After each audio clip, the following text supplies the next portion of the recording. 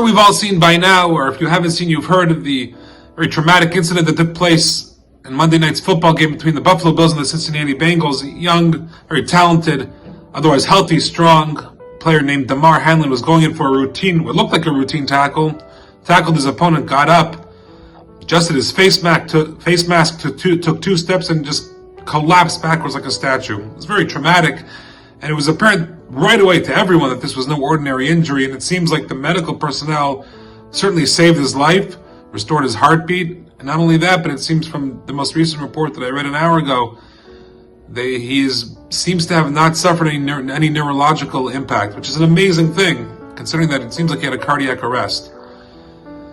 And certainly, it's a cause for celebration when anybody regains health, especially one in front of a huge audience like that. And it's not our place right now to go through the whole debate of how complicit are we by watching these games, by paying money, by following, by cheering our teams.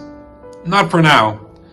But one thing I just saw, almost tucked away in the middle of the paragraph, describing the update that he opened his eyes, he gripped the hands of his loved ones around him, which they're all saying is remarkable considering the event that happened. But apparently he can't communicate because he still is intubated. But the first thing he wrote, he was given a pen and a paper. So the first thing he wrote was not, thank God, or where am I? The first thing he wrote apparently was, who won the game?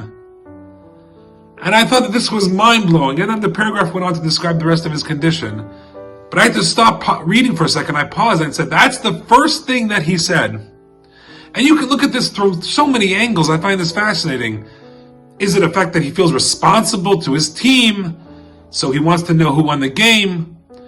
Is it a sign that perhaps his priorities out of order? I'm not going to, of course, bash Mr. Hamlin after such an incident.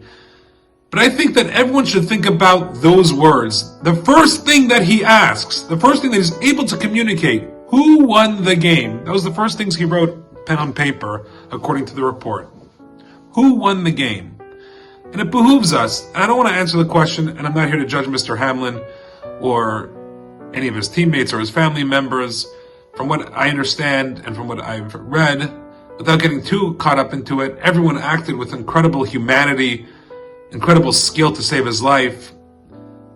Whatever responses the coaches had, the leagues had, the fans, the players, there's $7 million in his GoFundMe account that he had set up. This is all incredible news, and this does reinforce the notion that there is something more important than fun and games. That human life, everyone intuitively understands that human life is dear and precious. Indeed, a concept that the Jewish people, I think, have taught to the world. As the Talmud says famously, he who saves one life, it's as if they have saved the entire world.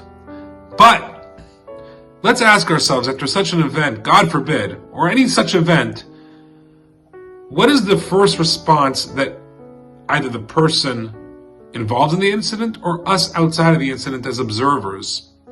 What should be the first thing on our minds? Who won the game or something else? I leave that question to you. I was just struck by that statement, who won the game?